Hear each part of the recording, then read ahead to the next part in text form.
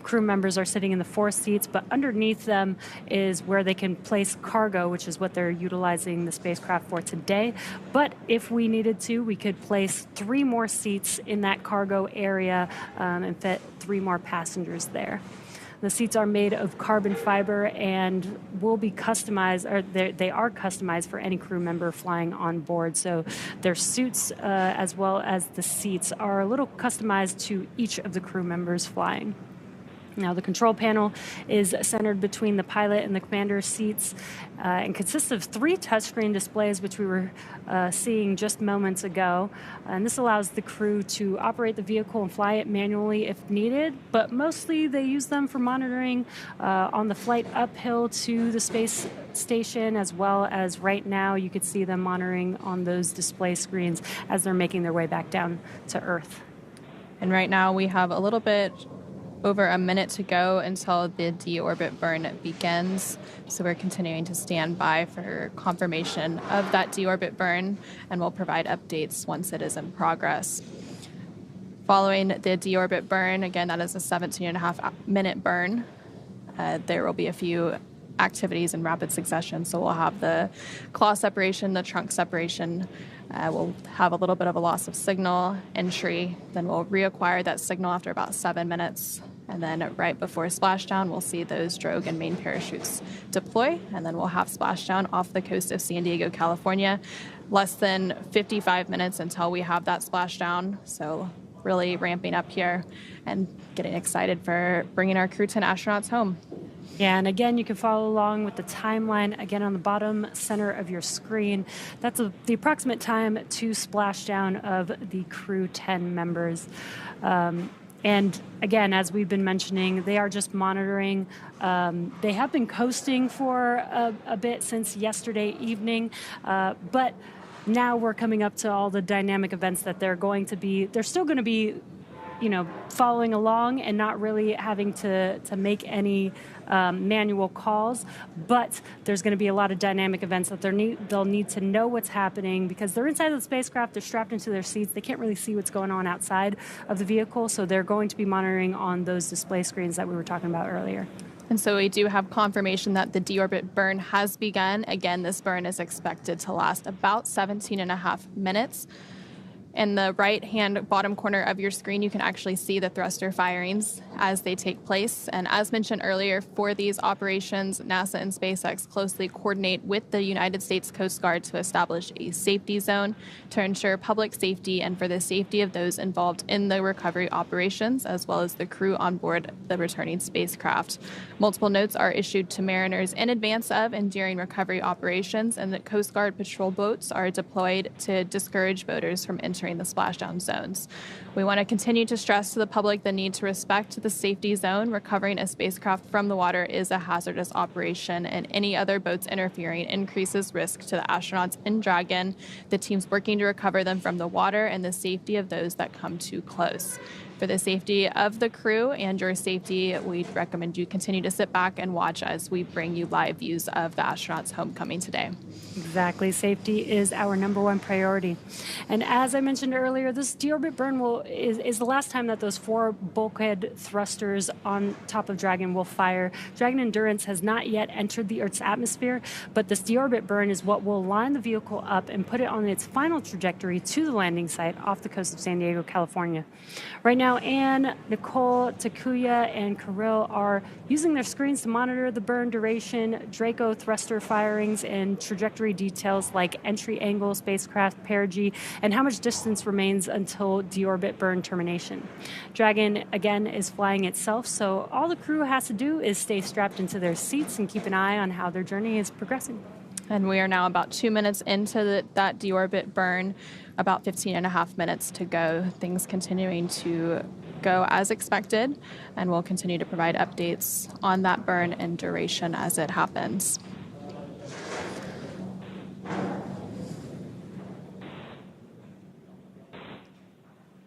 Yeah, and as we mentioned earlier, SpaceX has been recovering Crew Dragon off the coast of the West Coast, off the coast of California.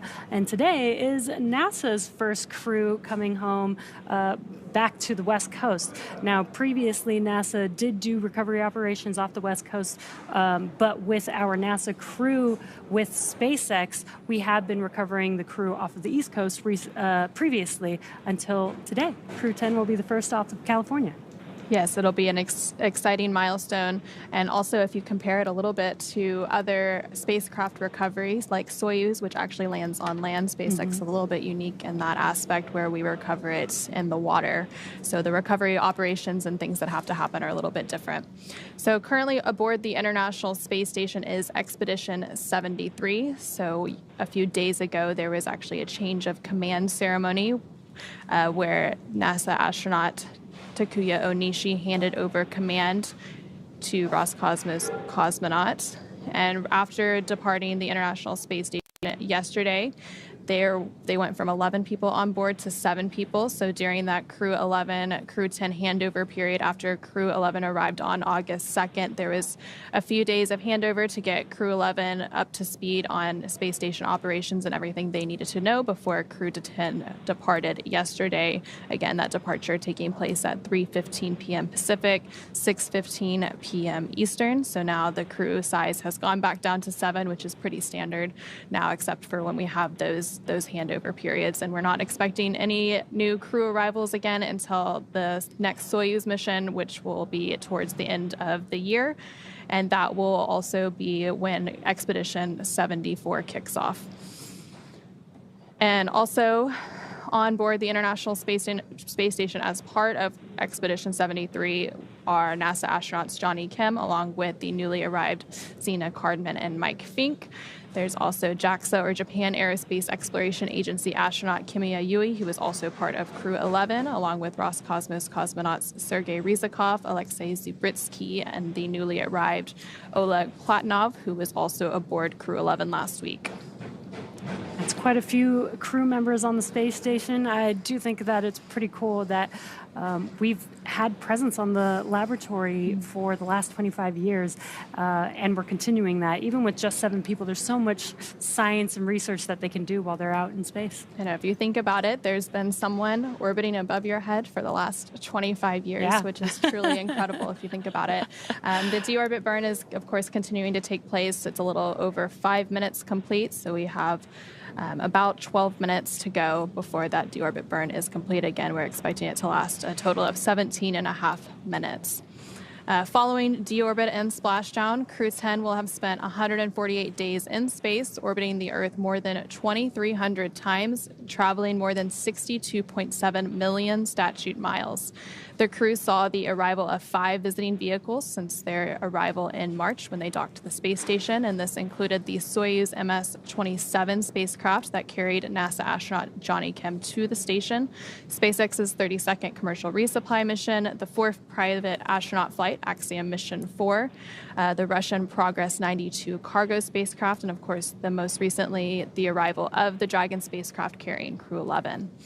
They also saw the departure of 6 visiting vehicles, including Northrop Grumman's 21st cargo resupply Cygnus spacecraft, the Soyuz MS-26 spacecraft that returned NASA astronaut Don Pettit back to Earth, SpaceX's 32nd commercial resupply mission, the 4th private astronaut flight, Axiom Mission 4, and the Russian Progress 90 cargo spacecraft. And following the completion of Crew-10 with splashdown later today, NASA astronaut and Crew-10 commander Anne McClain will have spent 352 total days in space across 2 flights, having previously spent 204 days in space during expeditions 58 and 59. And then JAXA, or Japan Aerospace Exploration Agency astronaut Takuya Onishi will have spent 263 days in space across his 2 flights to station. And then, of course, this was the first flight for both NASA astronaut Nicole Ayers and Roscosmos cosmonaut Kirill Peskov, so they will have both logged 148 days in space. And we are now about 7 minutes into the duration of the deorbit burn, about 10 more minutes to go until that is completed. During their stay aboard the International Space Station, both NASA astronauts Anne McClain and Nicole Ayers conducted 1 spacewalk outside the orbiting laboratory. That spacewalk totaled 5 hours and 44 minutes. McLean has now conducted 3 spacewalks through the duration of her career for a total of 18 hours and 52 minutes spent outside the International Space Station. Yeah, Anna, you mentioned seeing all the different vehicles that came to the space station while the crew was on board. If you haven't been following along with some of the crew members, like Nicole Ayers, she's been posting, and she actually posted after Crew 11 arrived at the space station, showed some really cool views of both Dragon Endurance and Dragon Endeavour, both docked to the International Space Station. Also, some cool spacewalk photos there you can see on your screen, and that is Nicole Ayers performing that spacewalk, which is really awesome. And so she performed that spacewalk alongside her crewmates, NASA astronaut Anne McLean. And during that spacewalk, they did some preparation for a future IROSA, or International Space Station Rollout Solar Array, and those are being added to the International Space Station's existing solar arrays to increase the power generation and output for the space station. Yeah, something that sometimes people don't know is that the astronauts are not only scientists, but they are also mechanics. They fix things. They have to go. Spacewalk sounds like maybe that's something fun to go out and do, but they're really going out there to fix something or install something new, which I think is really cool that they have all these very diverse skills that they're able to utilize. They're really the jack of all trades. They really do have to be the jack of all trades. And of course, if you look at their backgrounds, they have engineering backgrounds, they have science backgrounds, but they have to be able to support all of those science and research investigations. And there currently on your screen, you actually see a photo of the Expedition 73 crew. It looks like they're all gathered together, sharing a meal inside the International Space Station. And so 11 International Space Station crew members in that photo gather inside the Unity module for a portrait. In the front row from left are Kimiya Yui of JAXA, or the Japan Aerospace Exploration Agency, Zena Cardman of NASA, Oleg Platonov of Roscosmos, and Mike Fink of NASA. And then in the second row are Nicole Ayers of NASA, Sergei Ryzhikov of Roscosmos, Anne McLean of NASA. And then in the back are Takuya Onishi of JAXA, Kirill Peskov of Roscosmos, and Johnny Kim of NASA, along with Alexei Zubritsky of Roscosmos. And right now we are about 10 minutes into the deorbit burn, over halfway complete with that burn, about 7 minutes to go until it is completed, setting Crew-10 and Dragon up for their re-entry into Earth's atmosphere a little bit after that. Yeah, and that deorbit burn should complete around the 36-minute mark on that time to splashdown clock on the bottom center of your screen. But we will wait for confirmation to call that, but it should be around that 36-minute mark. So here in this photo, 6 of 7 Expedition 73 crew members also posed for another portrait during dinner time at the galley inside the International Space Station's Unity module.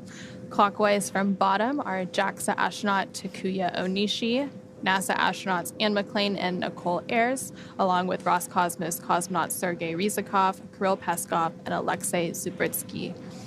So, of course, 4 of those crew members are returning today as part of Crew-10. It's cool to see that they're still gathered around a table, even in space. But most people are familiar with the idea of a mission patch, but you might not know how they come to exist. For decades, crew members have worked together to develop the patch for their mission, determining which aspects of the mission they want to highlight and any special details they'd like to include. The crew themselves can design their patch, or they can share their design ideas with an artist who makes it come to life. The Crew-10 patch is a 10-sided patch with the Roman numeral X boldly in the center, representing the 10th operational flight of the Dragon crew spacecraft. The Dragon, which is also the spacecraft's namesake, is depicted with its wings out in full flight, representing the 4 professional pilots that make up the crew complement. The Dragon is also illuminated by one of Earth's stunning and beautiful sunrises, is focused on the International Space Station and its mission, while keeping a watchful position above Earth. The stars on the patch are red, white, and blue for the flag colors of each crew member's home country, and the brightest stars represent the crew's closest family members and support system. Yeah, I love these patches. The detail that goes into them is so amazing. Almost every single stitch on them means something, and I love that the crew is able to come together and come up with a design that means something to them. Yeah, it's always a meaningful experience that all has some sort of meaning and inspiration drawn from all areas of their life. Again, that deorbit burn is still underway. We're just under 13 minutes into the burn's duration. That burn expected to last 17 and a half minutes total. So just a few minutes to go there. And we're seeing some great live views again inside the Dragon Endurance spacecraft, which is carrying the Crew-10 members home. And you can see them actually monitoring the burn there on their screens. There in the center of your screens, of course, you have NASA astronauts Anne McClain and Nicole Ayers, the commander and pilot, respectively, of the Crew-10 mission. And again, we are currently in that deorbit burn. You can see in the bottom right-hand corner that graphic showing the 4 bulkhead thrusters firing, all at different times. It takes a sequence of those thrusters firing to complete each and every burn. And again, this is the last time that these 4 bulkhead thrusters will be firing. Once this deorbit burn is complete, we'll start preparing the spacecraft for re-entry, and that'll come with closing the nose cone, so those thrusters will no longer be needed for the rest of their journey back home. And you mentioned the nose cone, which will be closed. So the nose cone was initially opened following launch and orbital insertion of Crew-10. So when they first got to orbit, the nose cone was open to expose those guidance and navigation sensors on its way to the International Space Station. So it's been open this whole time as Dragon Endurance has been docked to the International Space Station. So once it closes, it'll be the first time that it's been closed since their launch and orbital insertion back on March 14th earlier this year. Yeah, and in earlier Dragon spacecraft days, we did jettison the nose cone, but with reusability, this is one of the key improvements for reusing these Dragon spacecraft is being able to reuse the nose cone. So now we close the nose cone. It's not really needed during re-entry, but it is needed during ascent, during launch for the spacecraft. So being able to reuse it, close it when it comes back home, and then rinse and repeat. And so we are about 15 minutes into that deorbit burn, less than 3 minutes remaining in that burn duration. You can see at the bottom right corner of your screen those thrusters continuing to fire for this burn to set it up for its entry and splashdown off the coast of San Diego, California, about 38 minutes from now, as you can see that countdown on your screen. A great live view inside of the spacecraft. You could see some of those patches that were on near the seats of the spacecraft, showing the different crews that have flown on Dragon Endurance. And right next to the thrusters on the bottom right hand of your screen, you can also see a map or a globe that shows where Dragon currently is. So right now it's off the coast of Australia as it continues to make its way off the coast of California. And there's less than 2 minutes remaining in the burn. The crew settled in and getting ready for their re-entry. We are coming up on completion of that deorbit burn, expected in less than a minute from now. We will wait for confirmation.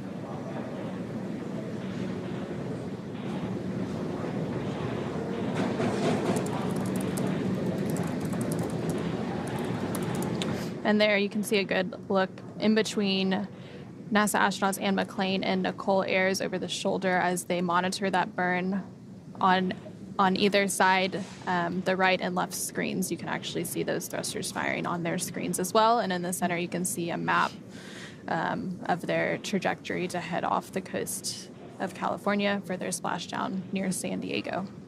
Yeah, as we've been mentioning, this is a fully autonomous vehicle, so they're just monitoring, and they are hearing noises inside of the spacecraft, so being able to see what's going on outside of the spacecraft helps them understand what those sounds are. And there's about 30 seconds remaining in the burn, so we should be hearing confirmation of burn complete pretty soon from the teams here in Mission Control, SpaceX Mission Control in Hawthorne. You saw Anne McLean using her tablet there. They do have those display screens. Dragon, SpaceX, deorbit burn complete and performance nominal. Trunk separation sequence initiated. SpaceX Dragon, copy nominal deorbit burn. And we had confirmation that the deorbit burn is now complete and the trunk separation sequence is now beginning. This means that the umbilicals are going to disconnect and Dragon is going to separate or jettison from the Dragon spacecraft. And we did just hear confirmation that the claw separation has been completed and that trunk separation should be taking place in about 30 seconds from now. So we're going to have several events happen in rapid succession now as we're just over 30 minutes away from Splashdown.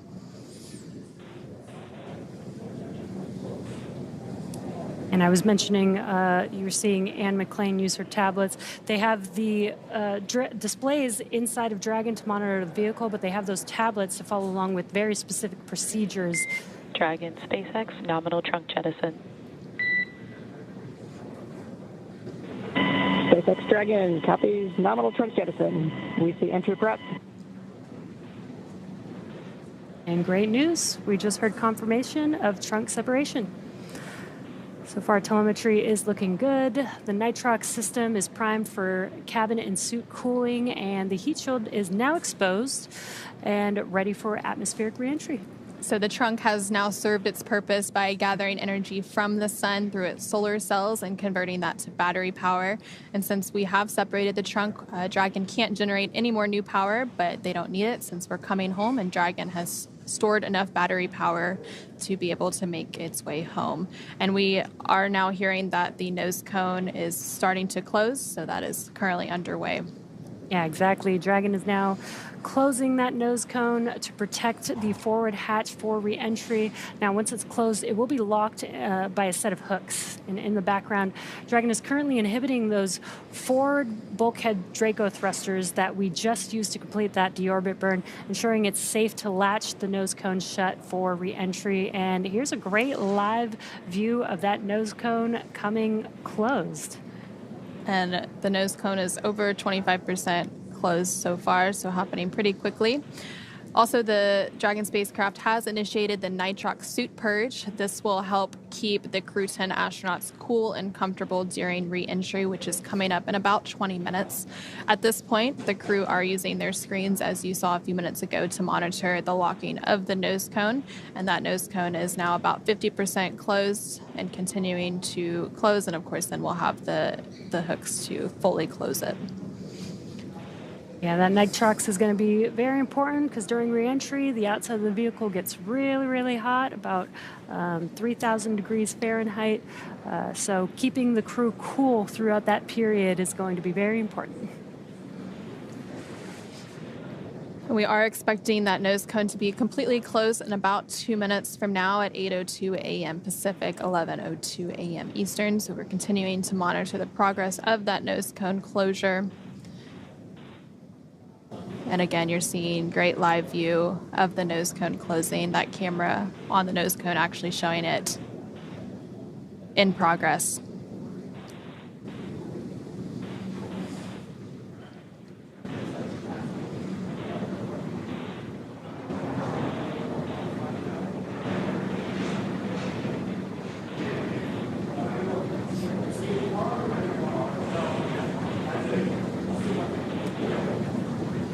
Yeah.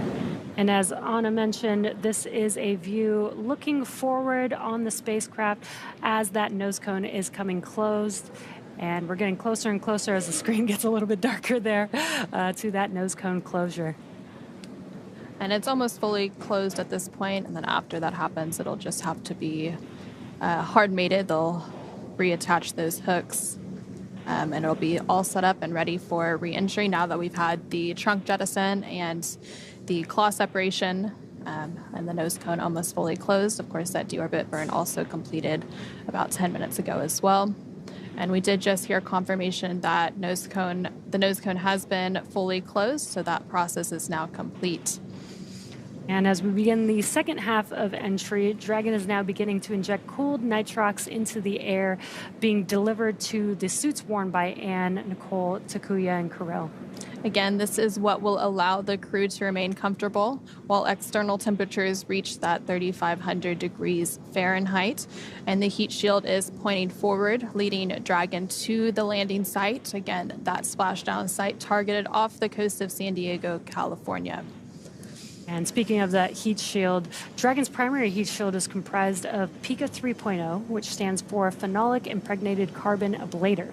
First generation Pika was initially developed by NASA for studying and sampling comets within our solar system. And SpaceX actually partnered with NASA to develop Pika X, which was the second generation product used on all Dragon 1 commercial resupply services missions, or CRS, that resupplied the space station on 20 missions. Pika 3.0 was developed specifically for use on Dragon 2 crew and cargo, with enhanced structural and thermal properties that optimized the heat shield and drove down cost and mass. The remainder of Dragon is composed primarily of a SpaceX proprietary ablative material. It's another class of thermal protection, which is lighter weight versus Pika and protects the underlying composite structure during reentry to ensure the structural capabilities are maintained.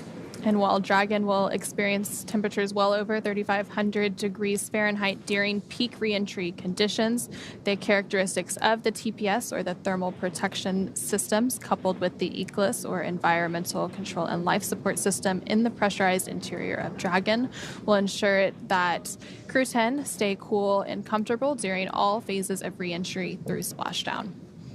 Yeah, and that's very important. They are going through a lot of dynamic events, especially that re-entry period. And while it gets hot around the vehicle, the crew is going to be experiencing a lot of movement, vibration as they're re-entering. So we want to help make sure that they're cool, that they have a temperate temperature inside of the cabin, as well as those suits. And the suits really act as an extension of the spacecraft. And now that the nose cone has closed, those hooks are driving closed as well. So the first set of 6 hooks have fully closed, and that second set of hooks are now traveling, and then we will have it completely closed and stowed and ready for reentry.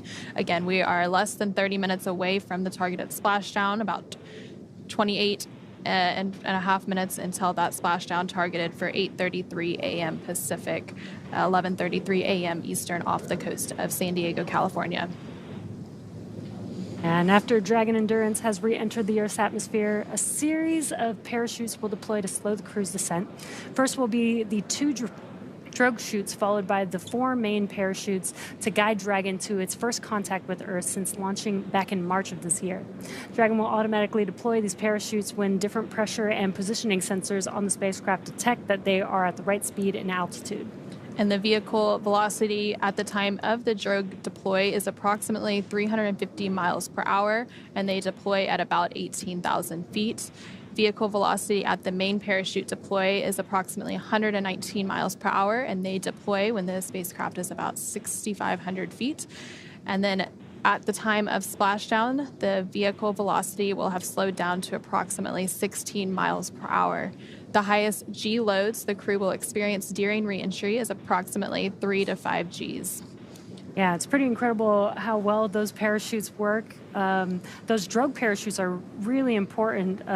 They're 2 very small chutes, but if we didn't have those to help slow down the vehicle initially, we'd actually have to make the main parachutes about 3 times as big as they currently are. Yeah, and so coming up, we will have a loss of signal. We're about 15 minutes away from that happening. It'll typically last around 7 minutes before we reacquire signal with the Dragon spacecraft. Again, this is completely expected. It happens during every reentry, and it's due to all of that plasma buildup on the spacecraft. And again, the team there on the left-hand side of your screen. Dragon, SpaceX, nose cone secured for entry.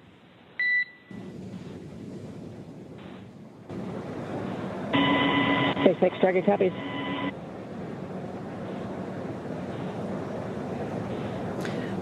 And we did just hear confirmation that the nose cone stow is fully complete, so all of those hooks have closed and it is prepared for that reentry phase. And again, on the left-hand side of your screen, you're seeing a live look inside the SpaceX Mission Control here in Hawthorne, California. And those teams are, of course, going to continue to monitor the progress of the reentry operations. And as soon as they come out of that loss of signal that we'll have in a few minutes, they will call back up to the crew and check in on how they're doing and get prepared for a splashdown. Yeah, the team here in Mission Control actually monitors the crew from launch all the way till they arrive at the space station. Then we hand it over to Mission Control Houston while they're on board the space station. And then this crew, again here in Mission Control, will monitor the crew as they undock and come back all the way down, all the way until they're safe back on land, actually. Yeah, so during the dynamic operations for arriving and departing the International Space Station, the two mission controls are actually in what's known as integrated operations. So yesterday, during undocking and departure of the Dragon Endurance spacecraft and Crew-10, the SpaceX Mission Control team and the NASA Mission Control team in Houston were working in tandem during that operation until Dragon exited what is known as the approach ellipsoid, which is one of those two invisible boundaries surrounding the International Space Station that guide arriving and departing visiting vehicles to the space station. Yeah, and I did say back on land, but I meant back on planet Earth. Once they're out of the spacecraft, then we have the medical teams checking in with the crew, making sure that they're safe, healthy, and then they'll take a helicopter ride back to land to continue their research. They do still have to get checked out, and the mission doesn't completely end right when they land back on Earth. They do still have a little bit more research to complete. And so right when they exit Dragon, once they are on the recovery boat, again, the recovery boat is the Shannon. We're actually hearing reports that the recovery boat is staged and ready for splashdown and ready to receive the crew. But it'll begin with medical evaluations on the boat, and that will progress through exercises that improve mobility, balance, flexibility, aerobic conditioning, strength, endurance, and the body's ability to sense its position. Dragon, SpaceX for final entry briefing. Report when ready to copy.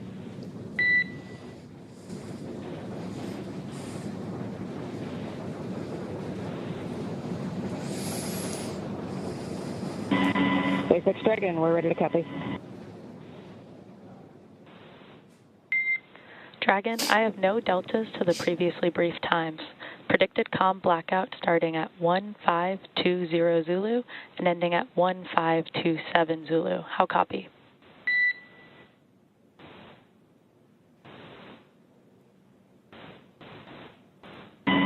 SpaceX Dragon, we copy. No deltas and 1520 to 1527 for comm blackout. That is a good read back, Dragon. The vehicle is healthy, weather is still looking good, and recovery forces are on site. I have one final reminder that the Vehicle 1 Rio LED on your control panel is unavailable. The health of the flight computer and avionics can be monitored on your displays. SpaceX will make expected calls regarding automated chute deployment. Any questions for our team?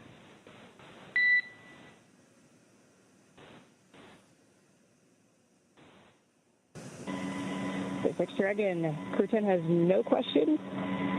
And we'll see you all shortly. Copy on the no questions. And with that, can you please verify that visors are down, tablets are secured, and restraints are tightened no later than 150 kilometers?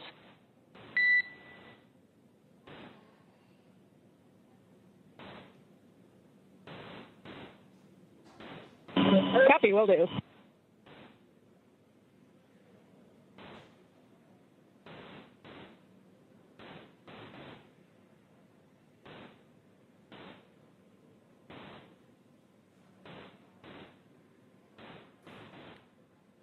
And we did just hear that briefing between the core, the crew operations resource engineer, and the Crew-10 astronauts aboard Dragon to confirm their readiness for re-entry. We are expecting that communications blackout to take place about 9 minutes from now. Again, it'll last about 7 minutes during that re-entry phase as they start to return to Earth's atmosphere and the gravity associated with it. Again, while they were aboard the International Space Station, of course, they were in the microgravity conditions, so it does have some impacts on the human body. So the returning astronauts will undergo the same pre-flight tests to assess their health status, and these results inform a personalized reconditioning program to restore their physical performance safely and progressively to their pre-flight baseline. Post-flight reconditioning is unique for each astronaut and varies by individual. While most crew members reach their pre-flight fitness baseline within the first 45 days of returning to Earth, it is not uncommon for NASA to extend reconditioning programs to meet an astronaut's specific needs and pace of recovery. So, of course, we have a whole team that will be supporting the astronauts in their recovery. We have folks supporting them as part of NASA's Human Health and Performance Directorate, and there's a whole team specifically focused on strength conditioning and recovery as well.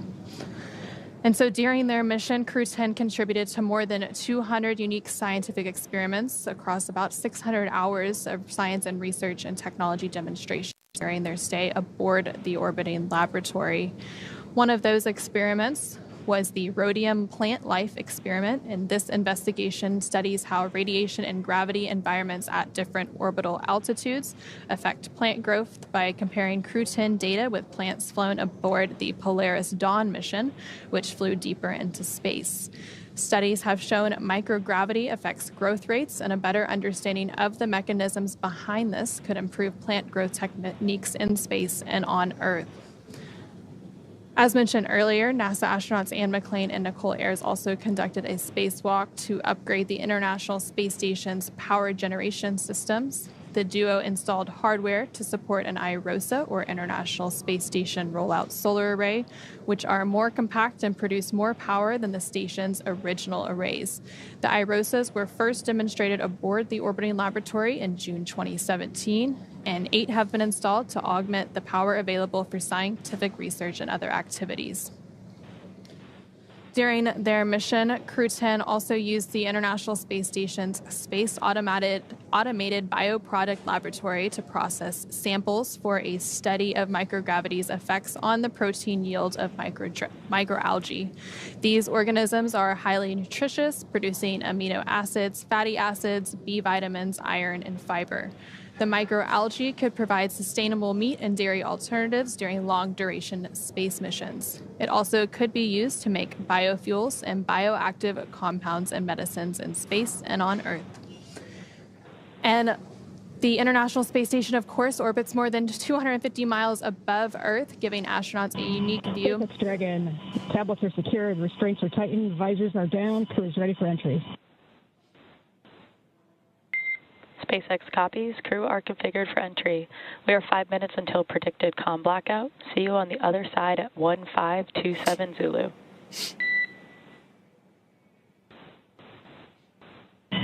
Dragon copies. See you there.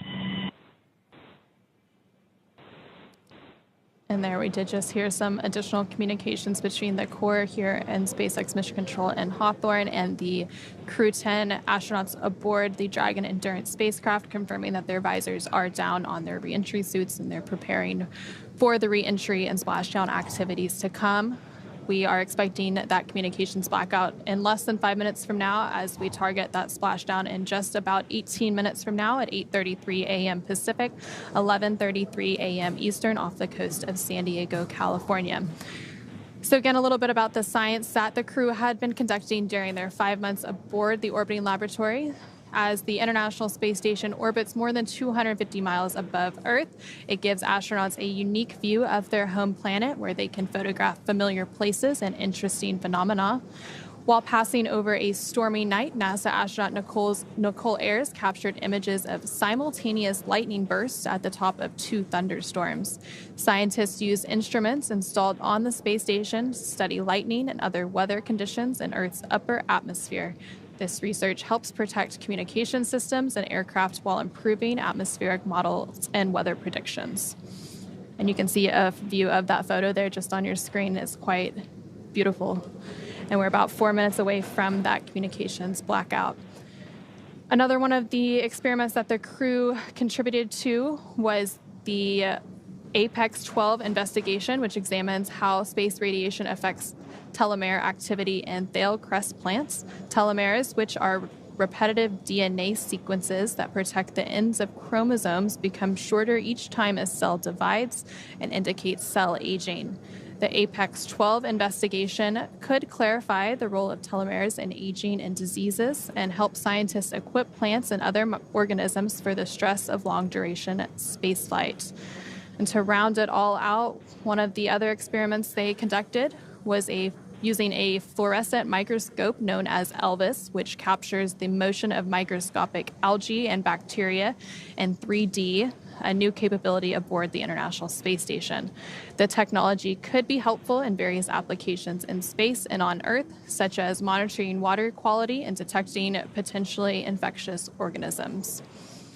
And so we are now about 3 minutes away from that communications blackout, and during that we'll also have confirmation that entry begins. It typically happens about 2 minutes after the initial loss of signal with the spacecraft. They'll begin that entry process. Yeah, the communications blackout is expected at 8:20 and through 8:27. So some other cool photography while on station. Dragon docked to the International Space Station, soars 259 miles above Cambodia in this long-duration photograph revealing star trails, lightning storms, and the city lights of Southeast Asia streaking below. And I love these incredible views that they get, and they get to take these photos that we get to see, even though we don't get to be up there in space with them. Just an incredible view. And we are now about 2 minutes away from that communications blackout, a little less than 2 minutes. And then after that, the entry will begin. We did hear that the nitrox and suit purge is underway, and they are beginning all of those entry preps. So again, we will stand by as we continue to hear from the team and as we enter this communications blackout in just a few moments. Yeah, and the suits are there. They're an extension of the spacecraft. They help keep the crew cool, but they also have features just in case there's a depressurization inside of the cabin to help keep the crew safe and healthy during re-entry. It's unlikely to happen, but we have those suits just in case, and the suits are flame resistant. They have 3D printed helmets which are attached. Basically, the IVA intravehicular suits are used for just inside of the spacecraft, so not like the EVA suits that we were showing earlier. They're only used for inside of the spacecraft, and again, they help flow nitrox through the suit, help keep the crew cool, as well as providing them oxygen through these dynamic events as they're coming back down to Earth. And during Crew 11's launch, we actually noticed Mike Fink has a new IVA suit, so he's debuting a new one. You can't really see too much of the details unless you look real close, but it'll be rolling out real soon. Yeah, there was a lot of lessons learned from the Polaris Dawn mission with the SpaceX EVA suits that we've translated to the IVA suits. So Mike Fink is the first one to wear the upgraded one, but then Crew 12 is actually expected to wear all of the new designed suits. That's pretty exciting. It will be exciting, and we are just moments away from that communications blackout, about 10 seconds until that is underway. And so again, we are expecting that communications blackout to begin here, and it'll last approximately 7 minutes due to plasma formation around the spacecraft. And during this blackout, no vehicle telemetry is received by Mission Control, which you're seeing a live view of Mission Control on your screen, or by the recovery team, which is staged out off the coast of San Diego, California. And no external commanding of the vehicle or voice communication is possible. And as a reminder, Dragon is designed to fly itself, so during reentry, the vehicle will be slowing down from orbital velocity, which is approximately 17,500 miles per hour. The top temperature Dragon will experience upon reentry is 3,500 degrees Fahrenheit, which is really hot. The blackout period is expected to last about 7 minutes. Again, it has begun at 8:20 a.m. this morning. Again, expected to be complete at 8:27 a.m. And we're not going to hear any comms right now because we know that that we have a loss of signal at this moment, but at the expected 8:27 a.m. time frame, we'll start to hear some comms from the core to the crew, checking in to see if they have acquired the acquisition of signal again. And during that 7-minute comms blackout is also when the entry phase begins. So that is expected to begin about a minute from now at 8:22 a.m. Pacific, 11:22 a.m. Eastern time. And so things will be really ramping up. Again, during re-entry, the vehicle will be slowing down from its orbital velocity, which is approximately 17,500 miles per hour. And the top temperature that Dragon will experience during that re-entry is about 3,500 degrees Fahrenheit. Yeah, and we do have windows on Dragon, so the crew, at least the two passengers next to the windows, are going to get to see that plasma buildup, which we've heard is a great view of all the different colors that the plasma creates as it's coming back through the Earth's atmosphere.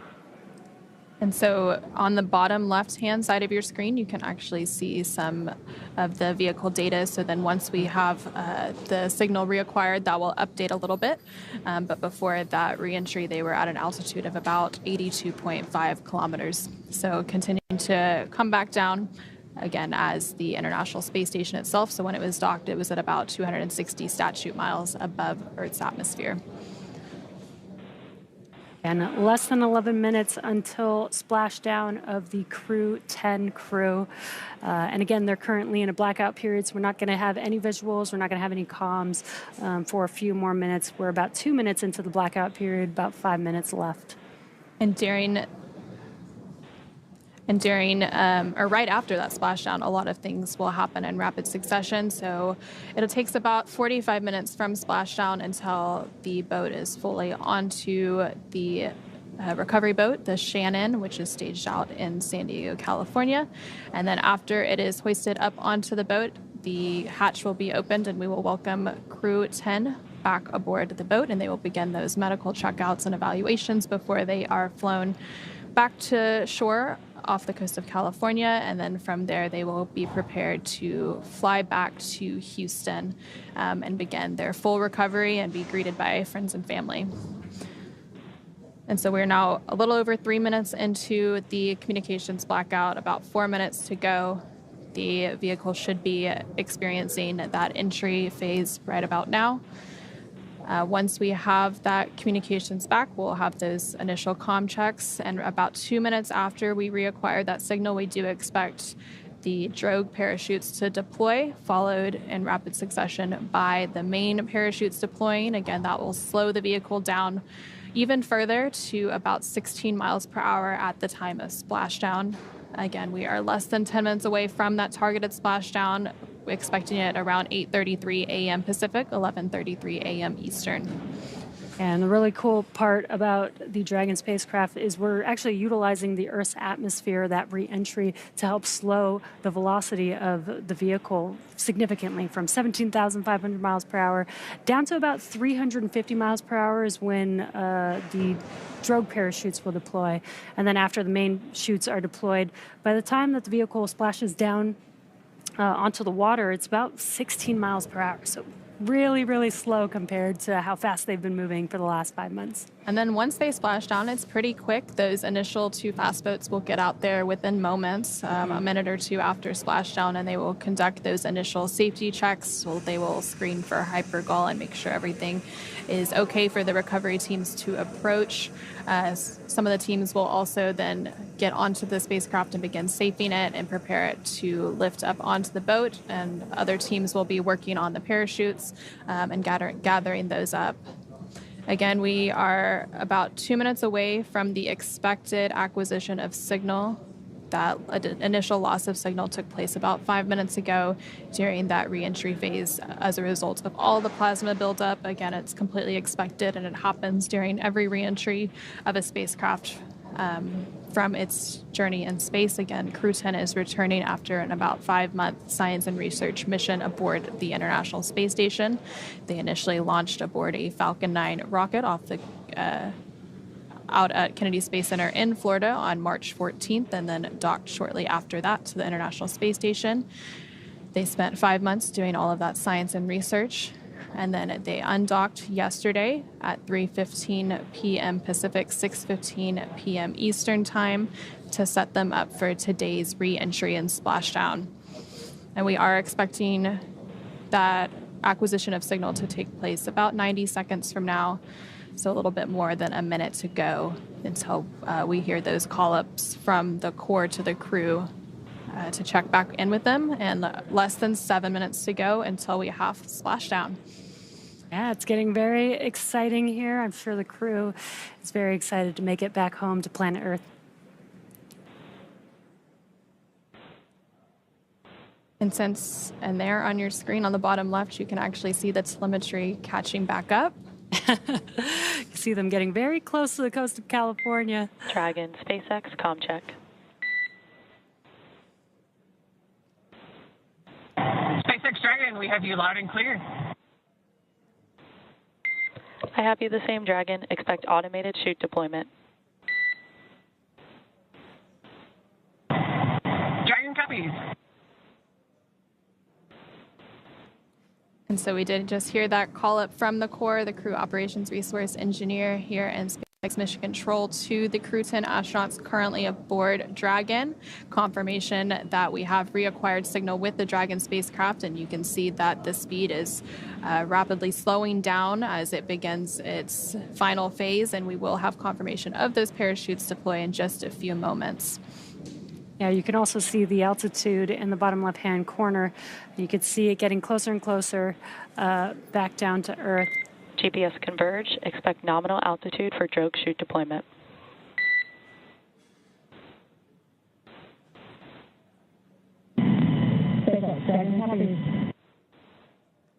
And the core just informing the crew of what's going on. They're going to be feeling a lot of different things inside of the spacecraft where they can't see what's going on outside. So they will expect the drogue parachutes to deploy, so they'll know what that feeling is inside of the spacecraft. And again, you can follow along the altitude in the bottom left-hand corner as the crew is getting closer and closer to planet Earth. And we are expecting those drogue parachutes to deploy a little bit after 8:29 a.m. Pacific, 11:29 a.m. Eastern. And the crew there on your screen rotating in their seats in preparation for that splashdown. During that reentry, they are leaning more on their backs, but when they are coming in for splashdown, they can sit a little bit more upright in preparation for that touchdown. And on your screen from left to right is Roscosmos cosmonaut Kirill Peskov, NASA astronaut Nicole Ayers. Brace for drogue window.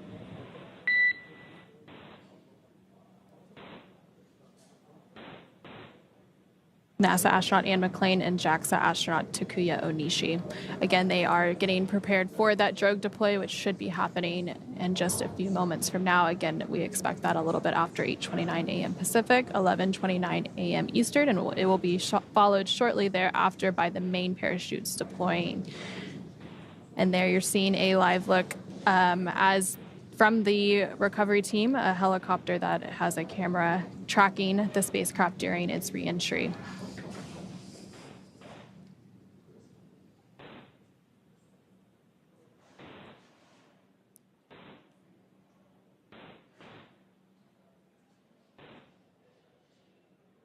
We do have confirmation that the drogue deploy is underway.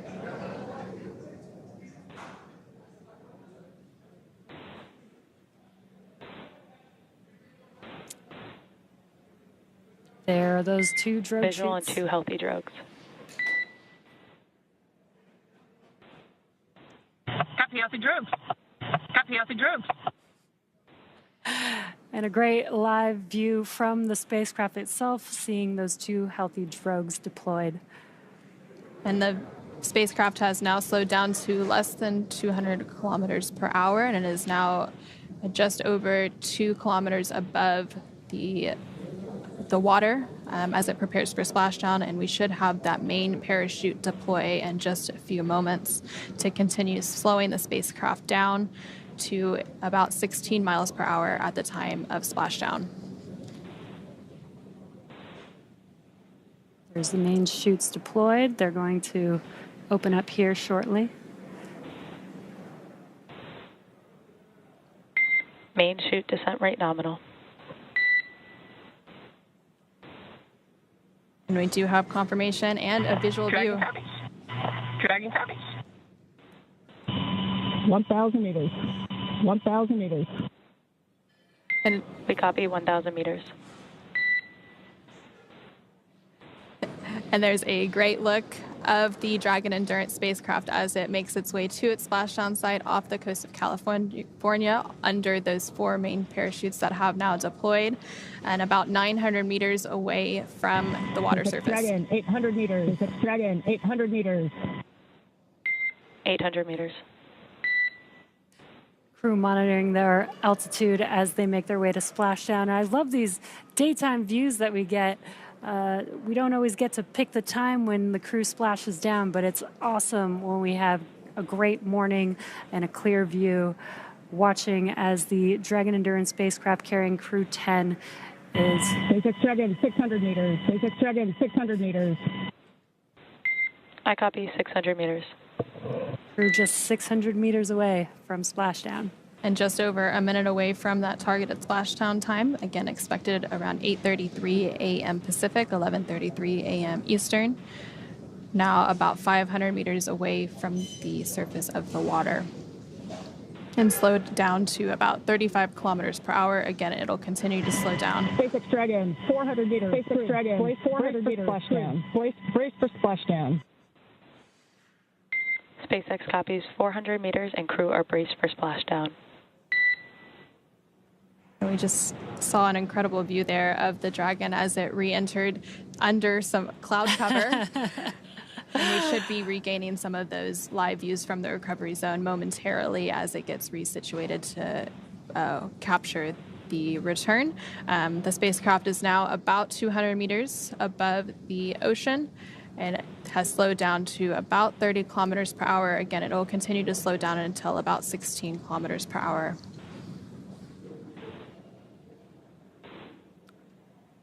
And there we can see another live look of the Dragon Endurance spacecraft carrying Crew-10 back home to Earth following their 5-month mission, moments away from splashdown.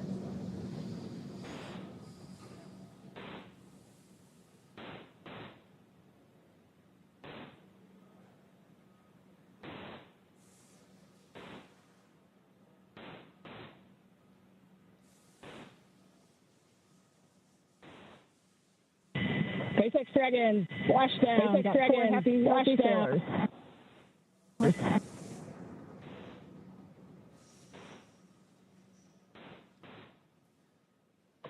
SpaceX copies splashdown.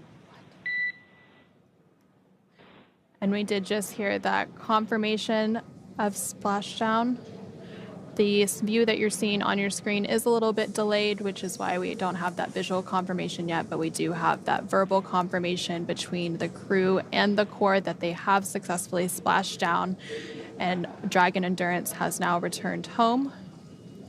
And there is that live look of Dragon Endurance as it sits on top of the ocean off the coast of San Diego, California. Dragon, SpaceX, we see the onboard for Power 1 28-volt converter.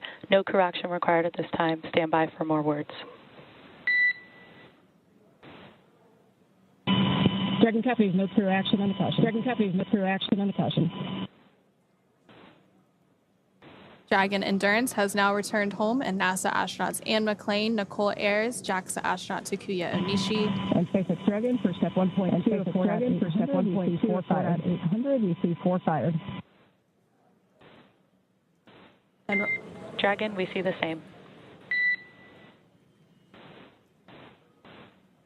And Roscosmos cosmonaut Kirill Peskov are back on Earth after an approximately 17-and-a-half-hour return journey from space, completing their 5-month mission aboard the International Space Station.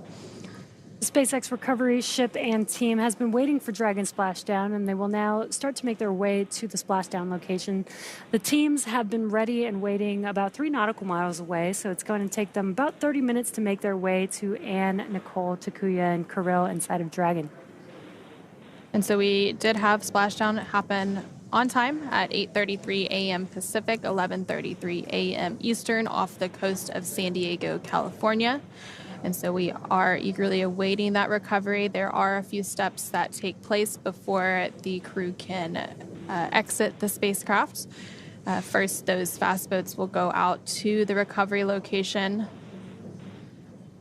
to conduct some initial safety checks, test for hypergol, and ensure that everything is safe and ready for the recovery teams to approach, and then proceed through those following steps to get the capsule back onto the recovery boat, the Shannon. And so the Shannon will make its way out to the specific recovery location. It takes about 30 minutes for it to get out there. So by the time the safety and hypergol checks... 3.1 are upright. Anyone?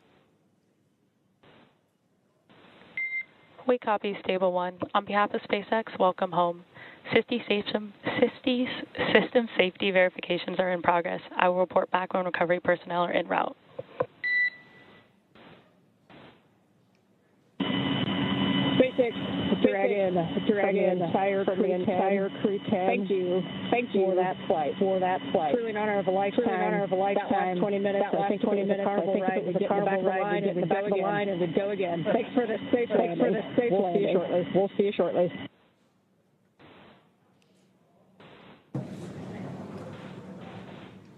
And so you did just hear some congratulatory words between the SpaceX teams here in Mission Control and Hawthorne, as well as NASA astronaut Anne McClain, who's the commander of Crew-10, so exchanging those celebratory words as they are now successfully and safely back on planet Earth following their mission aboard the International Space Station. And for those of you who are just joining us, this mission has gone smoothly so far, and Dragon successfully splashed down off the coast of San Diego, California at 8:33 a.m. Pacific, 11:33 a.m. Eastern, just about 5 minutes ago. Approximately 17 and a half hours prior to splashdown, Dragon autonomously undocked from the International Space Station, completed a series of departure burns, jettisoned its trunk section, and performed its final burn, the deorbit burn, to place itself on a trajectory towards San Diego, California. Dragon successfully re-entered the Earth atmosphere, followed by deployment of its parachutes to slow the spacecraft down to a gentle splashdown. And we'll now follow the final part of Anne, Nicole, Takuya, and Kirill's journey as Dragon is lifted out of the water and placed onto the recovery boat. And upon detection of landing, Dragon does automatically release the main parachutes to prevent wind from pulling the spacecraft. And then Dragon automatically safes any pyrotechnics still present on the vehicle and may automatically perform additional minor system reconfigurations. The astronauts do remain seated and in their suits at this point, but the onboard air conditioning keeps things temperate inside the spacecraft, and the communication systems on board remain powered so the crew can continue to communicate. Now, SpaceX has 2 fast boats in the recovery fleet, which have moved quickly to the splashdown point, and you can see one of them there on your screen next to the Dragon Endurance spacecraft. They are being followed by one of the main recovery vessels, which will move into position upon upwind of the spacecraft. The 2 fast boats have very specific roles. The first approach is focused on immediate safety inspection of the spacecraft integrity and checking for any presence of hypergolic propellant vapors, ensuring that it's safe for the recovery vessel to approach Dragon. Now, once Dragon is cleared for full approach, the team begins rigging the spacecraft for water recovery by the recovery ship. The second fast boat is responsible for parachute recovery and also serves as a redundant boat to the first. And we'll see a team member on a jet ski soon helping to gather up the detached parachutes. And it does take about 10 minutes for the recovery crew to complete their safety checks. And then once complete, the team will begin preparing Dragon to be lifted onto the recovery vessel, the Shannon, today. As part of the preparation for this lift, one member of the recovery team will climb on top of the spacecraft so they can attach Dragon's hoist rings and connect the lifting lines. It will take less than an hour to raise Dragon to the recovery boat and remove the crew from the spacecraft. After those initial medical checkouts, the crew will return to land within 4 hours by helicopter, and if no additional medical assistance is needed, the crew will then board a waiting NASA plane and depart for Houston and make their way home.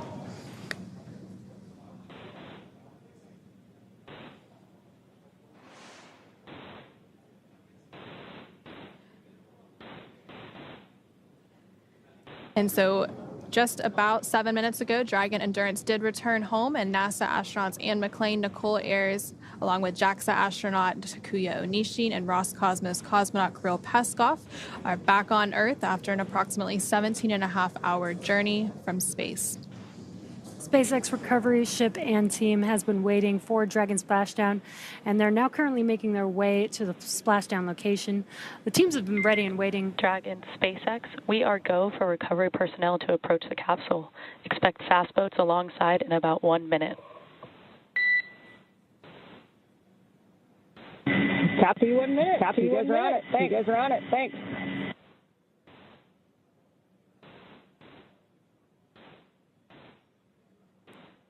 And so we did just hear confirmation that the recovery boats or the fast boats have been given the confirmation to proceed. So those recovery steps will soon commence. Again, it takes about 10 minutes for all those safety checks to be completed.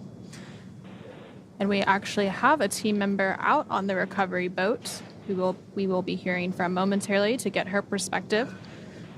And so joining us from the recovery vessel is NASA Public Affairs Officer Reagan Scharfetter, who had a first-hand view of the crew returning and splashing down. Reagan, can you hear us? And how was the view from the recovery vessel? Hey there, Anna and Jesse. How do you hear me? We hear you loud and clear. Awesome. Well, seeing Splashdown firsthand was a moment I assume others on board will play back for the rest of time. We were stationed within 1.5 nautical miles from the splashdown zone off the coast of San Diego and had fairly decent visuals from the Shannon recovery vessel.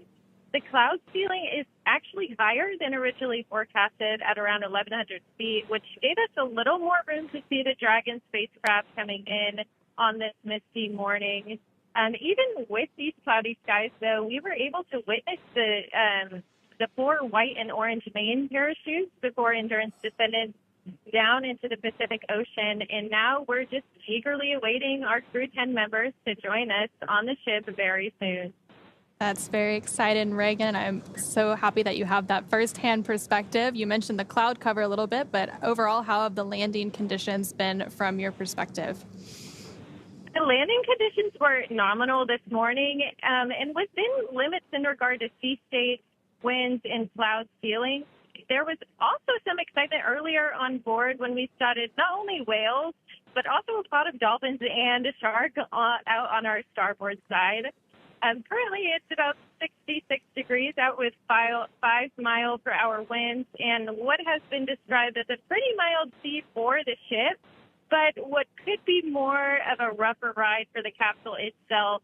And irregardless, after spending 146 days aboard the International Space Station, I think this crew is going to be more than thrilled with this fun reintroduction to the planet. We're going to have to keep our eyes peeled for some whales over here, I guess. But can you tell us a little bit about the recovery journey to get to this point? Yeah, absolutely. One standout part of this recovery is that Crew-10 actually marks the first crewed Dragon, NASA mission. SpaceX, hypergol sweeps and unfired ordnance checks are nominal. Rigging is in progress.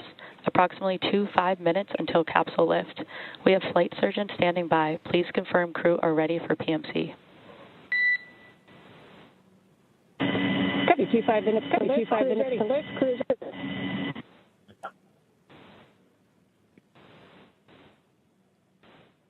So we did just hear some communication there, about 25 minutes to Copy, lift. Dragon. The next call you hear will be from flight surgeon on Dragon to ground private.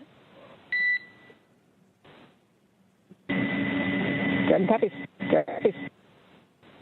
And you can see that view there of the 2 fast boats and that rigging underway. Reagan, do we still have you? Do you want to continue on about the recovery journey to get to this point? Yes, absolutely. As I was saying, one standout part of this recovery is that Crew-10 marks the first crewed NASA mission to return to the Pacific Ocean since 1975. That's 50 years ago when the Apollo-Soyuz mission ended. The landing zone shift from the Gulf and Atlantic sites shows the commercial crew program's continued flexibility and adaptations to mission needs, but this doesn't go without paying attention to new perspective challenges like marine layer and visibility issues, as well as some rougher sea states, which we are getting a slight taste of today. These are also conditions the Artemis II recovery team will be tracking ahead of their mission next year, which too will conclude with a splashdown off the Pacific coast. For today's operations, though, we started the morning by flying a series of helicopters out to the vessel. The recovery director and crew support teams were on the first flight out to help get the ship ready. And about 2 hours before splashdown, 2 fast boats and a jet ski were then placed into the water. I was on the second helicopter out here and landed on the ship Dragon, about 90. SpaceX comm check. SpaceX Dragon, we have you loud. Dragon, we have you loud and clear. Copy, Dragon. I have you loud and clear with a slight echo. For your awareness, we're going to step into transitioning the forward link now. Comm will be unavailable for approximately 5 minutes. Dragon copies. Dragon copies.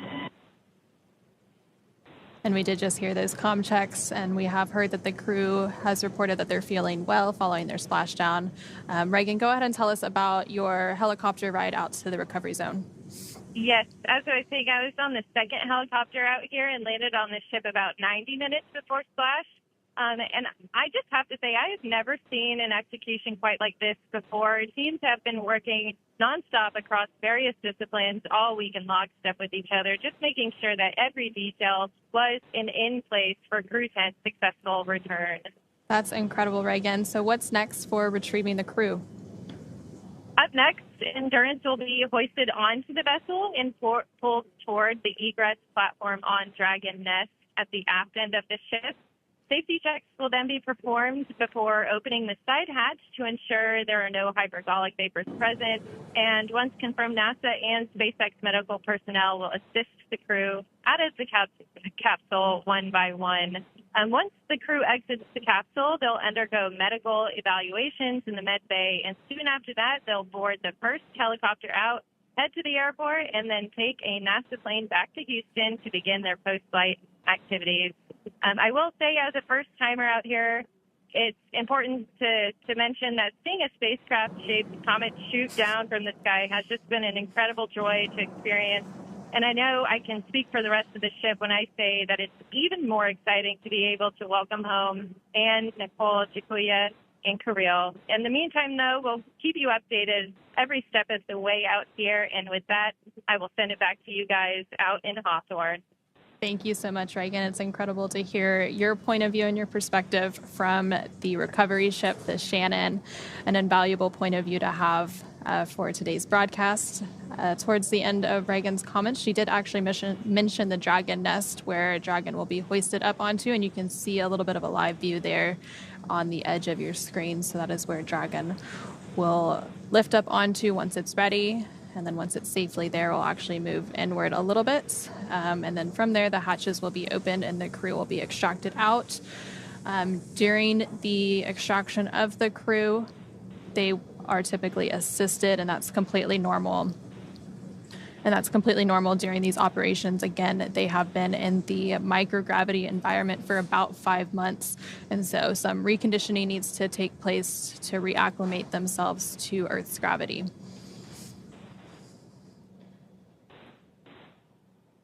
And this is a view from the recovery vessel, but we did see the recovery teams preparing.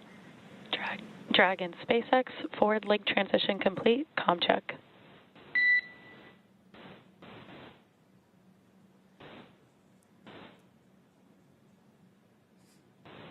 SpaceX Dragon, we have you clear with a slight echo.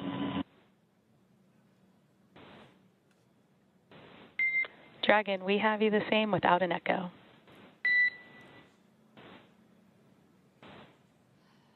Sounds like they are trying to. Copy. Echo but readable.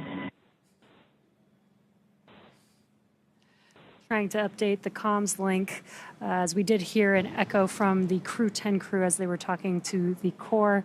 But now it sounds like we may have reversed the echo where we're not hearing it any longer, but the crew is now hearing the core on an echo. So I'm sure they're going to continue to troubleshoot that to get some clear comms during these last few moments of recovery. Currently, Crew-10 is still inside of Dragon, still in the ocean, waiting to be lifted onto the recovery ship. The recovery team is rigging up the spacecraft in preparation for that lift, basically adding the straps necessary to lift Dragon out of the water, which will be lifted with the hydraulic lift on the recovery ship, and then into that nest that we were seeing earlier. Then they'll translate to that deck that we saw on the recovery vessel. And then finally, the hatch will open. They'll take their first breath of fresh air in a little under 5 months.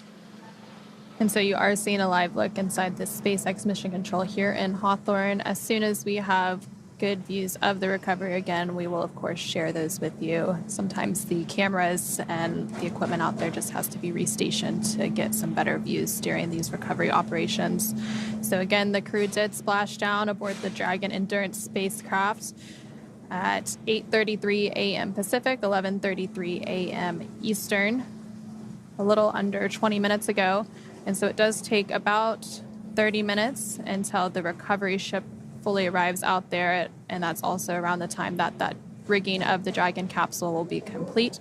So a little bit after 9 a.m., we should see that rigging fully completed, the recovery vessel right up next to Dragon and being prepared for that hoist. And you can see that live look there of the recovery ship, the Shannon, which has made its way out to the splashdown zone. And you can see Dragon Endurance spacecraft, which currently has the Crew-10 astronauts seated inside as they get closer and closer to each other to prepare for that lift onto the recovery ship.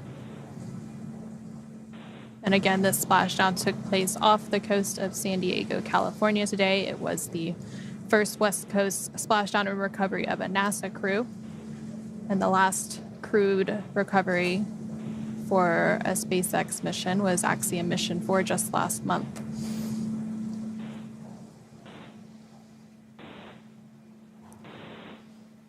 And again, we are in the Pacific Ocean at this moment. But the last NASA Crew-9 splashed down off the coast of Florida. They had some dolphins to greet them. It sounds like from Reagan's point of view, they saw some whales, some dolphins, even a shark out there. So we got a lot of sea members waiting for this crew to come back home. Giving them a warm greeting back to Earth with the animals that are only here. Dragon, SpaceX, rigging complete, approximately 5 minutes until capsule lift.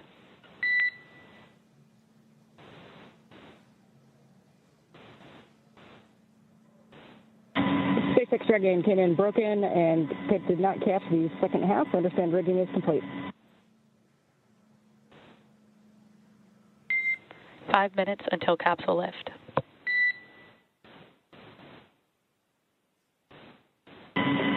Copy, 5 minutes.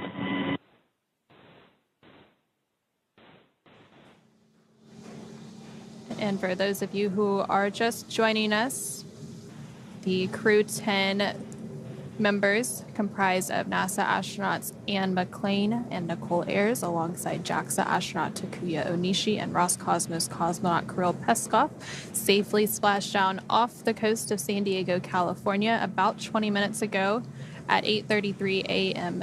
Pacific, 11:33 a.m. Eastern Time. And right now you are seeing a live look from the recovery boat, the Shannon, which is preparing to hoist Dragon up onto the Dragon nest, which you are seeing there on your screen. And then from there, they will continue preparation to open the hatch and welcome the Crew-10 crew back onto Earth as they take their first breath of fresh air after 5 months aboard the International Space Station as part of Expedition 73. We did hear a call that lift is under 5 minutes away, and you could see the recovery teams as they're rigging up the spacecraft, getting ready to hoist it up. And you could see a recovery team member standing on the outside of the Dragon spacecraft, helping to prepare the vehicle for that lift. And as part of the preparation for the lift, one of those recovery team members, likely the one we're seeing on the spacecraft right now, will climb to the top of the spacecraft so that they can attach Dragon's hoist rings and connect the lifting lines.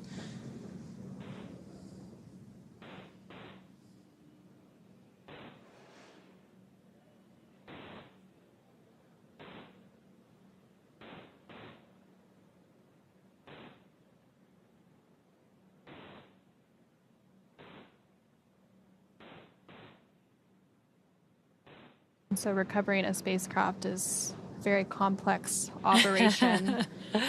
And so there's a lot of teams involved. And of course, since it is splashing down in the ocean, they do issue some notices to mariners to make sure that the area is clear. And we work closely with the United States Coast Guard to ensure the safety of not only the recovery team and the crew, but as well as other people that may be out in the Pacific Ocean today. Yeah, we've made sure that this area is clear for these final operations, as it does take some time after splashdown to prepare the spacecraft, safe the spacecraft, prepare the spacecraft for lifting onto the vehicle, making sure that the recovery teams are safe.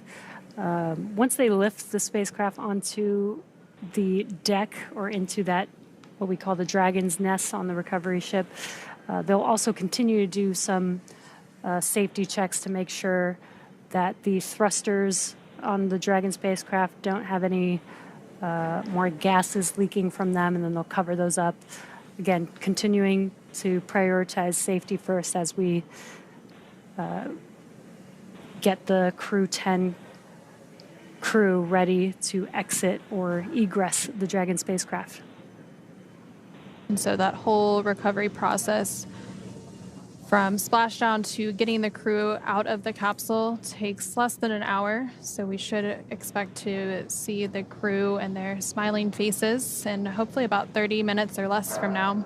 Again, they splashed down a little less than 30 minutes ago at 8:33 a.m. Pacific, 11:33 a.m. Eastern off the coast of San Diego, California. This followed a 17-and-a-half-hour phasing journey following their departure and undocking from the International Space Station yesterday, August 8th at 3:15 p.m. Pacific, 6:15 p.m. Eastern.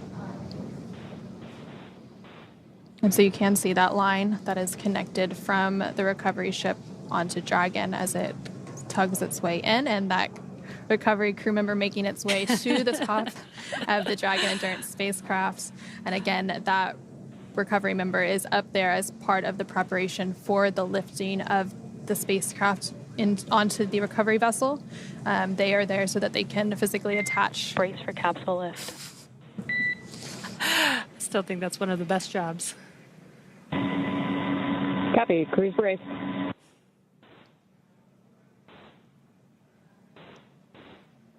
So they have physically attached those hoist rings and connected the lifting lines, and now they are preparing to lift the Dragon Endurance spacecraft onto the Shannon recovery boat momentarily. And you did just see that live look of the recovery member as he jumped off of the spacecraft and into the Pacific Ocean and is now back on one of the fast boats. And those fast boats were some of the initial recovery ships or recovery vehicles out at the splashdown location.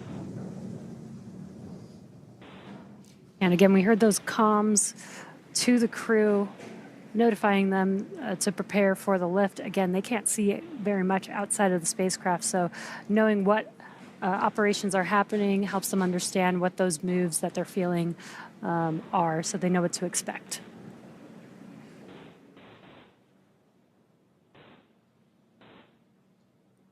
And once they begin that lift, it takes less than 10 minutes or so for it to be completed. And so it'll be safely inside that basket there at the end of the ship, where the Dragon's egg, or Dragon's Nest is what it's known as. And then about 10 minutes or so from then, it'll be ready for hatch open. And you do see that lift is now underway as the Dragon Endurance spacecraft makes its way onto the recovery ship, the Shannon, that is staged off the coast of San Diego, California, following splashdown of the Dragon Endurance and the Crew-10 astronauts currently aboard.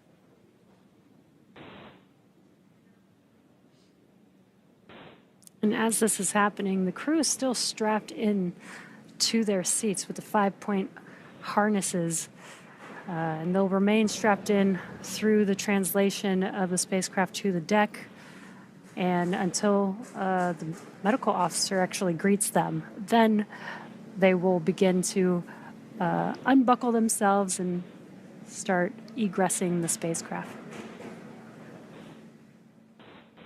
And so Dragon will remain in the nest during the crew extraction and then for the journey back to port. So that lift of the Dragon Endurance spacecraft just happened. Stand by for translation to egress platform.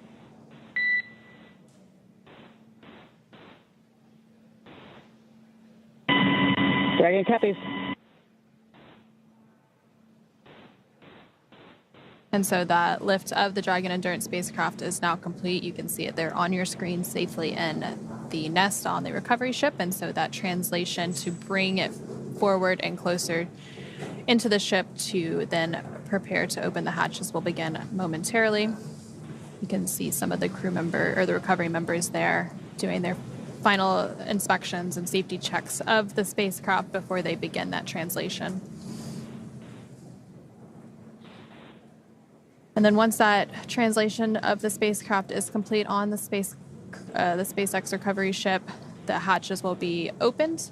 And we do expect that to take place probably in about 10 to 15 minutes from now. And once open, a SpaceX medical doctor will be the first one to check in on Anne McLean, Nicole Ayers, Takuya Onishi, and Kirill Peskov and see if they are ready for egress or getting out of the spacecraft. And while Dragon's top hatch is used to connect to the space station, the astronauts will actually egress or exit from Dragon's side hatch, pending capsule orientation in the water. Of course, we did see that it splashed down in orientation 1, so the nose cone was facing up, which is the preferred orientation. And so before opening the hatch, the spacecraft's cabin pressure must be equalized with the outside environment.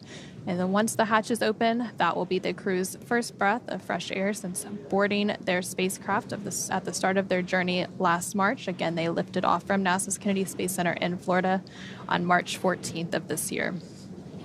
And it's important to note that Anne, Nicole, Takuya, and Kirill will be getting assistance from the recovery teams while exiting the spacecraft. This is the same process for any returning long-duration crew members, as returning to a gravity environment can wreak havoc with our vestibular system, responsible for maintaining balance and motion. Safety is our number one priority with this operation, so you'll see the crew members helped out of the spacecraft one by one and assisted the few feet to the medical quarters aboard the boat. And if you've ever watched crews return on a Soyuz, two of our crew members today had actually previously flown on a Soyuz, Anne McLean and Takuya Onishi. This is the same process as when astronauts are carried from the Soyuz capsule to waiting chairs on the steppe of Kazakhstan and then carried to a waiting medical tent. This is also the period where any time-critical cargo can be recovered from the spacecraft, with the remainder waiting until the ship is back in port. Once the ship and spacecraft return to shore, the recovery team will perform additional inspections before loading Dragon onto a flatbed truck at the SpaceX facility in Cape Canaveral for post-processing. And so we mentioned earlier all of the science and research that Crew-10 conducted during their 5-month mission aboard the International Space Station. So in addition to some of the physical and biological science experiments that they conduct, they too themselves are human research subjects. So a lot of teams work to gather samples from the crew throughout their mission to see how the microgravity environment of space actually impacts the human body. So NASA does have the Human Research Program, which is responsible for a lot of that science and investigation. But of course, there's also researchers outside of NASA that use the microgravity environment aboard the International Space Station to conduct their science and research. We do have the International Space Station National Laboratory that helps to facilitate a lot of that other research as well. And those research experiments, especially with the human body, are extremely important, especially for, we call these long-duration missions 5 to 6 months long, but if we're going to be going to the moon, planets like Mars, we're going to need to stay a lot longer, and we're going to need to know how to keep the human body healthy throughout that time? What happens in these microgravity environments, and how can we better prepare the humans for going on these even longer duration missions? So the International Space Station does serve as sort of a testing and proving ground for NASA's future Artemis missions to the moon and then on to Mars. Of course, we can't necessarily do all science and research in the microgravity environment due to various factors. So teams on the ground also do what are known as analog research experiments.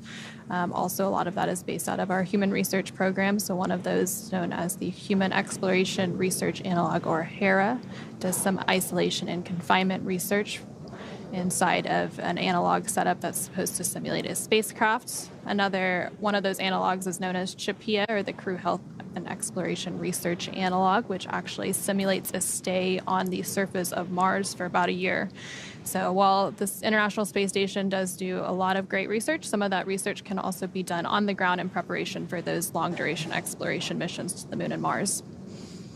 And you can see on your screen, the Dragon spacecraft is now translating forward to that deck that we saw earlier. Again, that deck is the height just below the hatch, which will make it a lot easier for the crew to egress the spacecraft.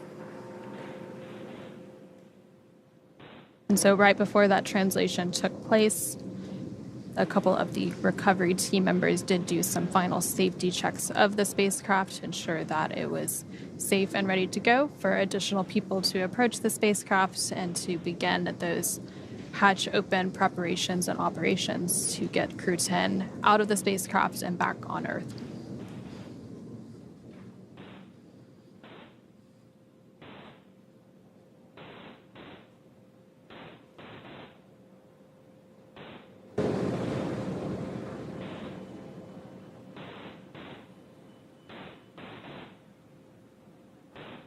And for those of you who are just joining us, Crew-10 did safely splash down about 40 minutes ago off the coast of San Diego, California, aboard a SpaceX Dragon spacecraft known as Endurance. Endurance did fly on 3 previous missions, Crew-3, Crew-5, and Crew-9. So this was the 4th flight of the Dragon Endurance spacecraft. It launched to the International Space Station about 5 months ago on March 14th from NASA's Kennedy Space Center in Florida. Following that launch, it had a journey to the International Space Station where it was then docked and remained for about 5 months for all of that science and research that Crew-10 conducted. And then yesterday at 3:15 p.m. Pacific, 6:15 p.m. Eastern, Dragon and the Crew-10 crew safely undocked from the International Space Station and made their way back to Earth. They had an about 17.5-hour journey from that undocking until their splashdown, which again took place at 8:33 a.m. Pacific, 11:33 a.m. Eastern today. And Crew-10 again is comprised of NASA astronauts Sam McLean and Nicole Ayers, along with JAXA, or Japan Aerospace Exploration Agency astronaut Takuya Onishi and Roscosmos cosmonaut Kirill Peskov. And so we are now just standing by for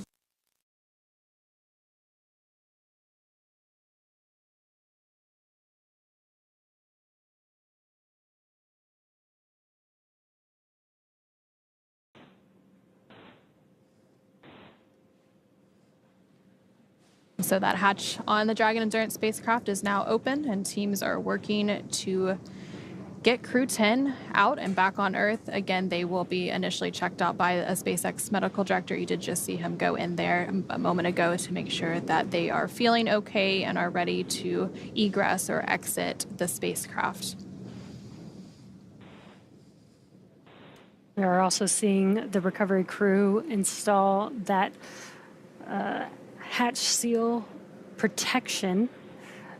This helps protect both the seal of the hatch on the spacecraft as well as the crew as they're exiting the vehicle.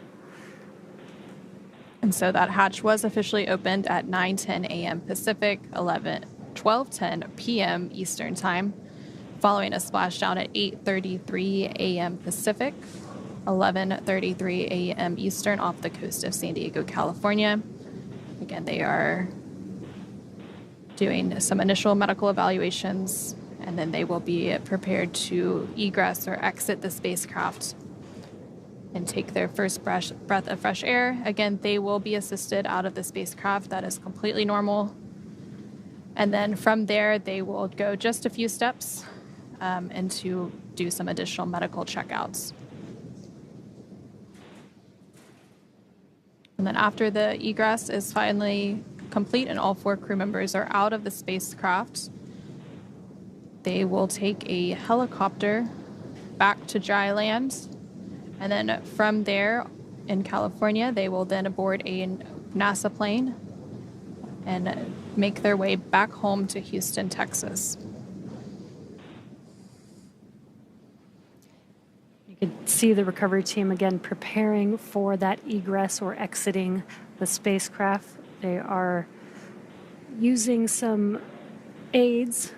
There's going to be a little bit of a ramp to enable the crew to easily exit the spacecraft. Instead of taking that large step, they can use that ramp to exit.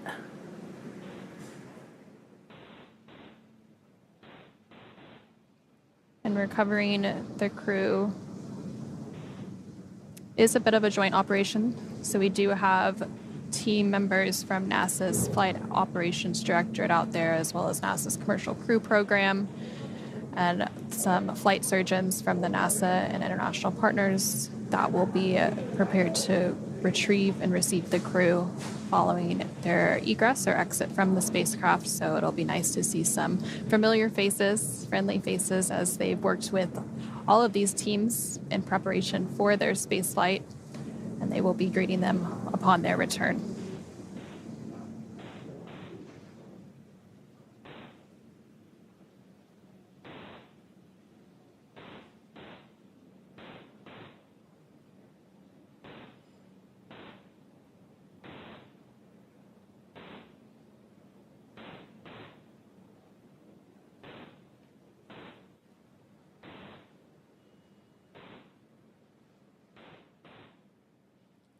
You can see that the crew is removing some of their cargo that looked like their tablets that they were using to follow along with every procedure throughout the entire mission and ride on Dragon. And after the crew is extracted or egressed out of the spacecraft, they will remove some additional cargo that's time critical. Often that is cargo that needs to be chilled for whatever reason, scientific samples and such that need to be in a specific environment. So that will be immediately offloaded after the crew exits the spacecraft. And then any additional cargo will be offloaded after it makes its way back to port off the coast of San Diego, California. Looks like those are the footrests being removed that allow the crew to get out of their seats a little bit easier.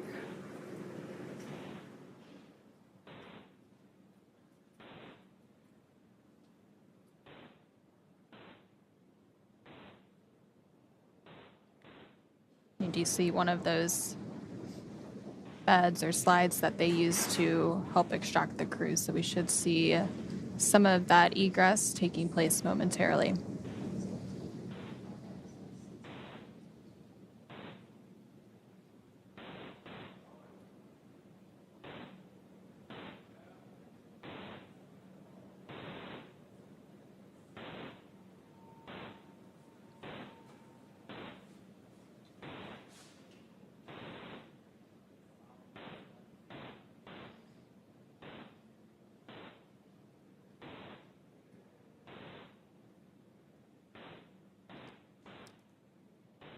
If you're just now joining us, you are watching the Crew-10 mission as we await the 4 crew members, NASA astronauts Anne McClain and Nicole Ayers, JAXA astronaut Takuya Onishi, and Roscosmos cosmonaut Kirill Peskov, egress the Dragon spacecraft here shortly. They just recently, in the last 10 minutes, were able to take the first breath of fresh air in about 5 months.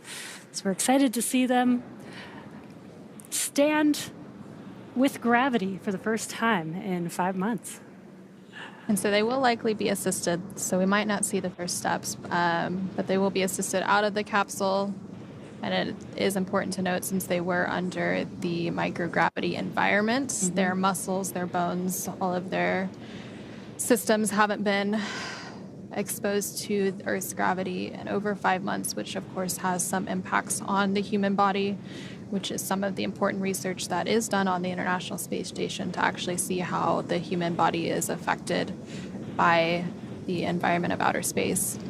And so that hatch did open about 6 minutes ago at 9:10 a.m. Pacific, 12:10 p.m. Eastern, following a splashdown at 8:33 a.m. Pacific, 11:33 a.m. Eastern, off the coast of California. Following that splashdown, the recovery team went out to meet the Dragon Endurance spacecraft.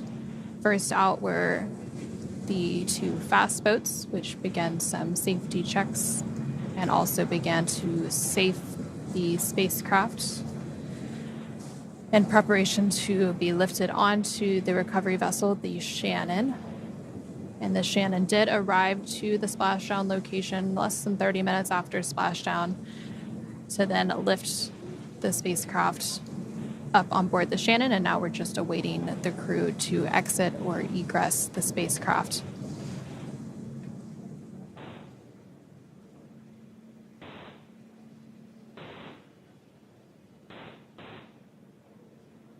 It does look like they are preparing for that crew egress here in just a moment.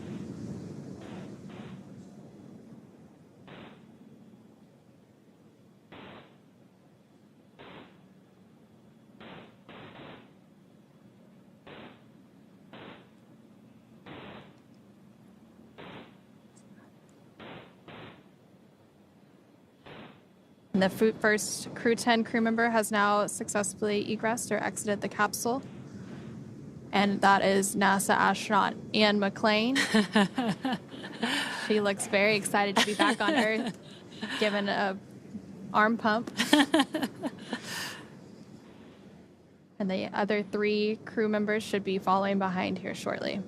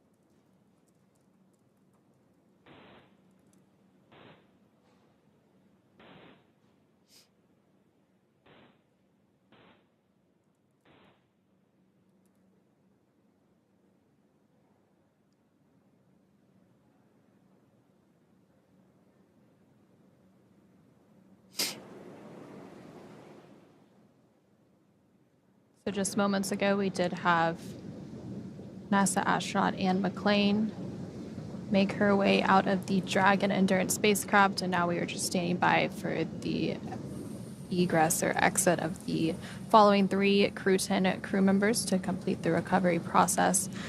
So we are standing by for the egress of NASA astronaut Nicole Ayers, JAXA astronaut Takuya Onishi, and Roscosmonaut Kirill Peskov.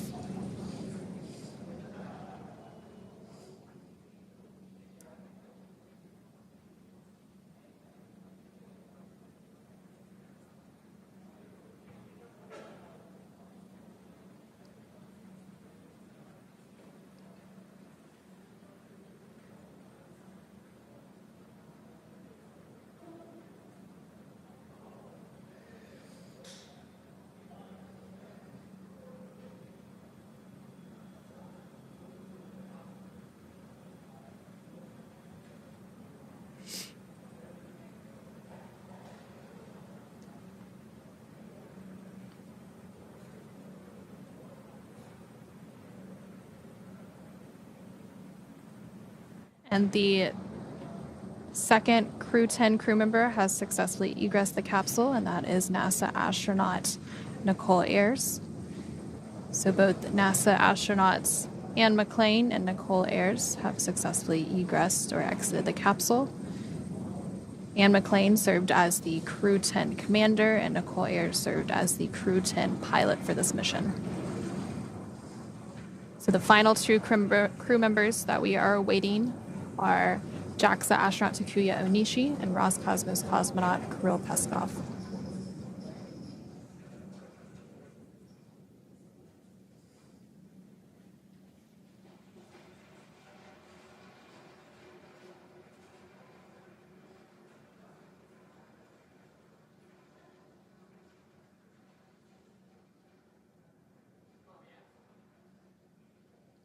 You did just see them removing 2 additional foot restraints, likely preparing to egress the final 2 Crew-10 crew members.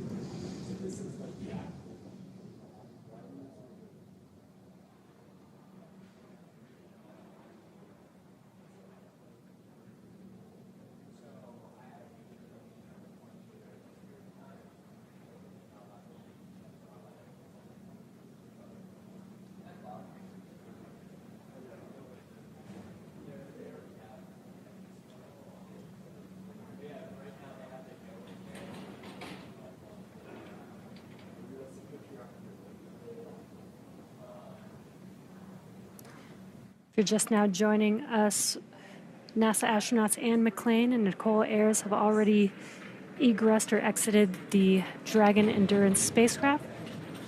And again, we are waiting for the final 2 Crew-10 members to exit. JAXA astronaut Takuya Onishi and Roscosmos cosmonaut Kirill Peskov are still inside of the Dragon spacecraft. And so the crew did complete a 148-day mission, with 146 of those days docked to the International Space Station. During that time, they completed more than 2,300 orbits around the Earth, traveling more than 62.7 million statute miles. And NASA astronaut Anne McClain, who was the first to exit the spacecraft, has now totaled 352 total days in space. This was her second space flight. Her previous mission was aboard a Soyuz spacecraft. And then this was the first space flight for NASA astronaut Nicole Ayers, who was the second to exit the spacecraft. So she now has 148 days in space.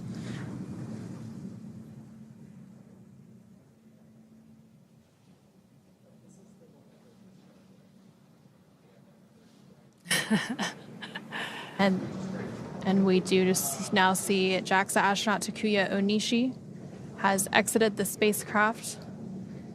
And this was also the second space flight for Onishi.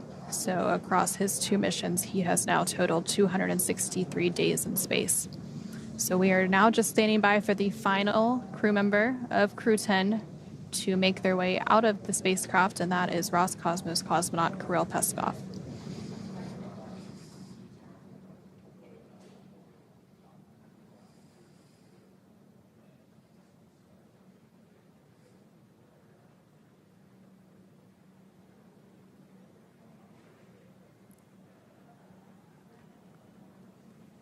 To recap a little bit, the Crew-10 mission launched aboard a Falcon 9 rocket inside a Dragon spacecraft, which you're now seeing on your screen. That launch took place from NASA's Kennedy Space Center in Florida on March 14th. The crew then had a journey to the space station and docked shortly thereafter, spending about 5 months attached to the orbiting laboratory, conducting science and research before undocking yesterday, August 8th at 3:15 p.m. Pacific, 6:15 p.m. Eastern, for a 17.5-hour return journey back to Earth, splashing down off the coast of San Diego, California earlier this morning at 8:33 a.m. Pacific, 11:33 a.m. Eastern, which was less than an hour ago. And they are working to egress the final crew member. The initial 3 crew members have already safely exited the spacecraft, And those are NASA astronauts Anne McClain and Nicole Ayers, along with JAXA astronaut Takuya Onishi. So the egress of Roscosmos cosmonaut Kirill Peskov is now underway, and you can see him making his way out of the spacecraft right now.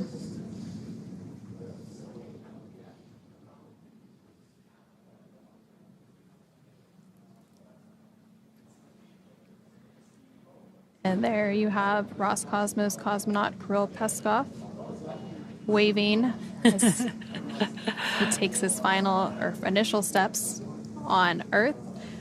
And he will now be taken back to some additional medical checks. And with that, all 4 Crew-10 crew members are safely back on Earth. They have all egress. And so now that NASA astronauts Anne McClain and Nicole Ayers, along with JAXA astronaut Takuya Onishi and Roscosmos cosmonaut Kirill Peskov, are safely back home on planet Earth and getting checked out by the NASA medical team, we are going to go ahead and wrap up our live coverage of their